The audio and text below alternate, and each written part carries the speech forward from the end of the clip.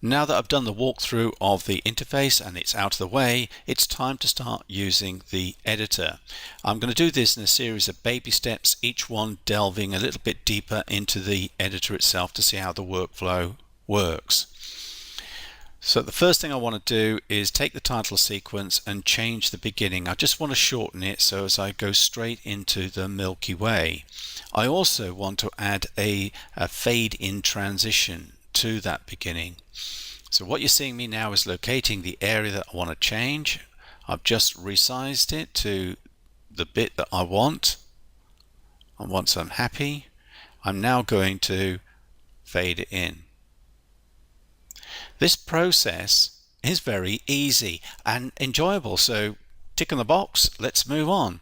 The next phase is about doing what I call enhancements. Mass Effect was done in 2007, and though its intent was to do a lot of this filming inside the shadows, as it were, I find at some point it can be just a bit too much or a little bit too dark. So I want to liven it up a bit.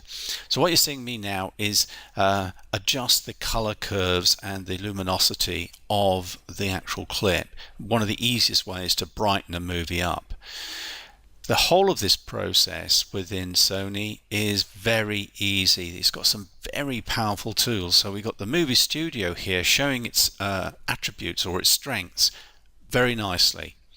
And another thing I do like is the way task management is done. So I'm quite happy, and each time I do a enhancement, i.e. I've done the luminosity and now want to do color, you're adding effects, and they all are managed for this clip nicely on there. You can see how they have been done and how they're applied, and so if you want to remove it, you just remove the tick. So it is very nice and very easy to use. And given that this is targeted for the beginner and the novice, I think this does the job very nicely. And when you look at the actual result, I was quite pleased with it. So thumbs up for doing the basic editing and color enhancements, two things that you probably do an awful lot if you're getting into video editing, even for a gamer. I now want to do the next phase, which is special effects. Effectively, what I'm going to do here is I'm going to take my biometric scanner and I want to do a picture in picture. So the first thing I do is take the size to 16 seconds, and the next thing I need to do is get that entry point. So where it just shows where it's about to show a photo, I'm going to replace it with this video clip, or the matrix tile video clip. So I would like it to fade in. That process I've shown is very easy. What I now need to do is reduce the size of the this matrix type clip so as it fits in that photo area.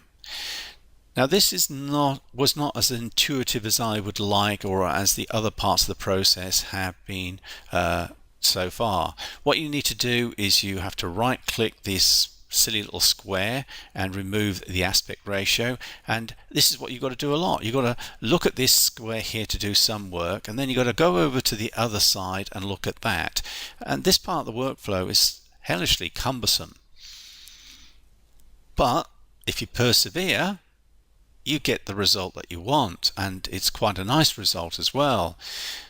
So I started pushing this. I wanted to do see if I can get not just a fade in but a transition, and some editors this is a meal because they'd like to have a clip on the other side to do the transition with, but the star with Sony is you don't need to do that, and it was quite nice to see. So I got this quite effective transition, which normally is a bit of a meal to do with some editors.